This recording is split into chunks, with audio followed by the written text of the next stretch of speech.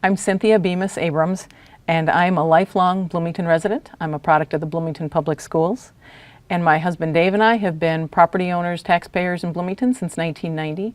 We raised our kids, who also grew up through the Bloomington Public Schools and participated in many of our great civic and community organizations.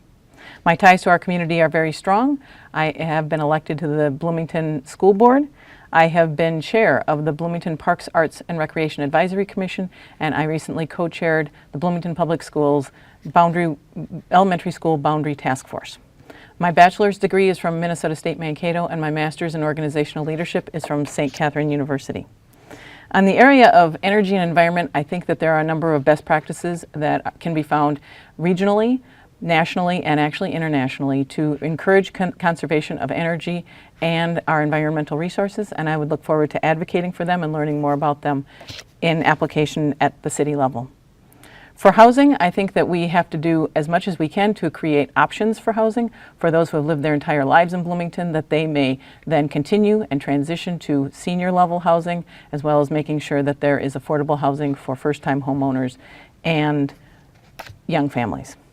Taxes and finance is one of the strongest aspects of our city governance, and as such, I would support and contribute to thoughtful planning and appropriate planning and stewardship of our community assets and of our city finances, and continue with the AAA bond rating that we are so proud to have and have earned. Finally, within the next 4 years, I think the City of Bloomington has an opportunity to boost the vitality of our neighborhoods.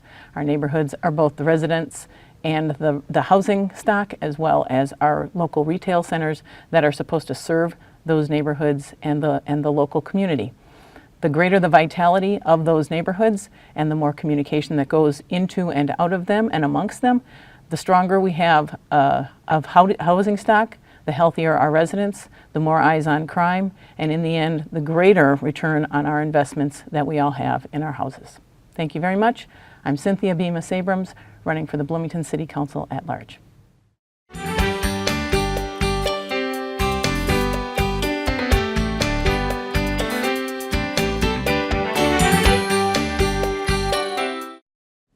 Hi, my name is Xavier Bickett, and I'm a candidate for Bloomington City Council at large, and I humbly ask for your support and vote on August 13th and November 5th. I've been a resident of Bloomington since 1998, graduating from the Bloomington Public Schools in the class of 2002, where I met and married my high school sweetheart, Sarah. And we bought our first home in Bloomington, and the first member of our family was a rescue dog, Mac, who is a black pointer lab mix.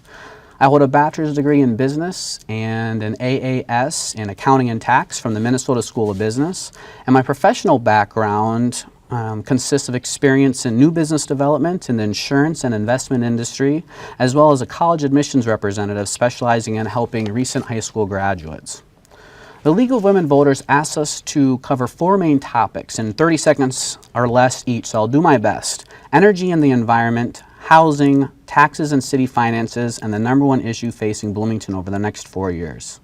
With regards to energy and the environment, the City Council should support appropriate city code and permit costs for residents to have ample opportunity to use clean and renewable energy technologies like solar cell installations. I think these steps will lead to taking better care of our environment, our parks, which I truly do enjoy. The second issue is housing, and I was reading a survey from 2012 for Bloomington citizen residents, with 61% of residents responding that the availability and affordability of quality housing was good or excellent, and 76% saying the variety was good or excellent. And I think we're on the right path here. In that same survey, they asked residents, what could we do to help keep property values high in Bloomington? 64% said keeping property taxes as low as possible, with 51% saying redeveloping old commercial properties. And I agree 100% with those residents. I think those are steps that we should take. In regard to finances and taxes, I think our AAA credit rating is great. It helps keep our financing for our city at a good cost. However, one place I think we could improve upon actually leads to the 4th topic of what I think is going to be the #1 issue for Bloomington, which is jobs. And with taxes right now for our property taxes, I think we're actually behind other neighboring cities like Edina and Eden Prairie. With Bloomington's property taxes being 62% more than Edina, and I think this is pushing jobs and making us less competitive in that area. And I think this also goes well together with the survey I've been citing from 2012 Bloomington Citizen Survey, where 63% of residents thought that the job growth was too slow. And it also corresponds with CNN's Best Cities to Live in America, where Bloomington from 2000 to 2011 had a negative 8% job growth. And I think this is something we need to consider moving forward. So with your help, I hope and your support on August 13th and November 5th, we can make Bloomington good to great. Thank you.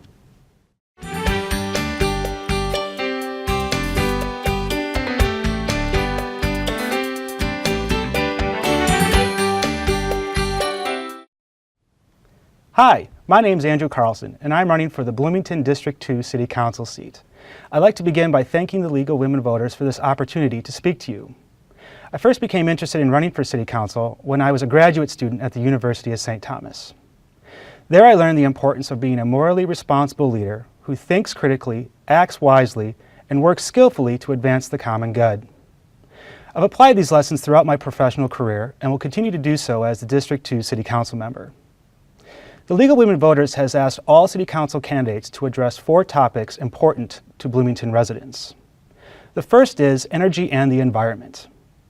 The City of Bloomington offers numerous programs and initiatives to help move us towards a more sustainable future. I recently took advantage of one of these programs by having a home energy audit performed at our house. The results of the audit provided useful information on how to make energy-saving improvements to our home. The second topic is housing. As a commissioner for the Housing and Redevelopment Authority, I understand the importance of a community providing a variety of housing options. When my wife and I were looking for a home to raise our family, we chose Bloomington. We chose this city because of its affordable housing, high-performing schools, and many amenities. The third topic is taxes and city finances. The City of Bloomington, has received a AAA bond rating from all 3 rating agencies. This strong financial stewardship provides us with many economic advantages. As a District 2 City Council member, I will work hard to ensure that our financial health is intact and that our tax dollars are spent wisely. The fourth and final topic is, what do I think are the major issues facing Bloomington over the next 4 years? The fact is, the City of Bloomington will face many opportunities as well as challenges over the next 4 years. For example, the South Loop District, which is predicted to accommodate 65% of new development growth, will have a regular presence on the City Council agenda. In addition, neighborhood issues dealing with livability concerns will also demand much of the Council's attention as our city continues to grow. As a District 2 City Council member, I will be well prepared to take on these challenges as well as help lead Bloomington to a more prosperous future. Thank you.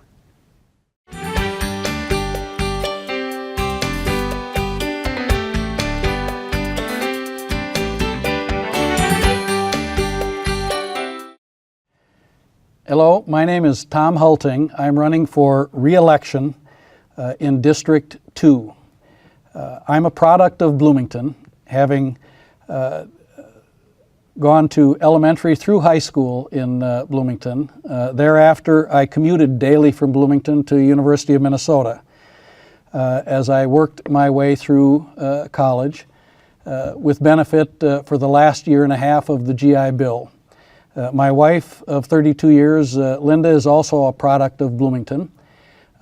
These days she's a 20-year tenured special education teacher in Burnsville High School. Our sons, Evan and Christian, are also products of Bloomington.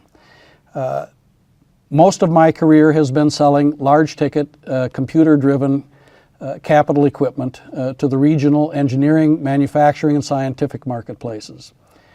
These days I'm working with CNG, compressed natural gas, fueling stations, replacing $3.80 a gallon diesel fuel with 80 cent an equivalent gallon compressed natural gas. On the energy side of things, I think the City of Bloomington needs not stand in the way of residents who are trying to implement new technologies such as solar and geothermal. with high costs of both permitting and inspections. On the environmental side, I characterize our parks and open spaces as the crown jewels of Bloomington. I think we need to preserve and protect those resources and open spaces for all of the recreational values they bring to the city. On housing, we need to reduce property taxes, allowing long-term residents to stay in their homes, as well as providing inviting tax base for new residents. On the finances and taxation side, we need more openness and transparency as we compare Bloomington operating costs with those of our neighboring communities, Edina and Eden Prairie in particular. The number one issue facing Bloomington, in my view, is jobs. We need to reduce the costs of doing business in Bloomington and refill all of those empty retail spaces, strip mall spaces, and business locations throughout all of Bloomington. Those empty spaces are not evident by comparison in Edina and Eden Prairie. Thank you very much for your support. I'm Tom Hulting.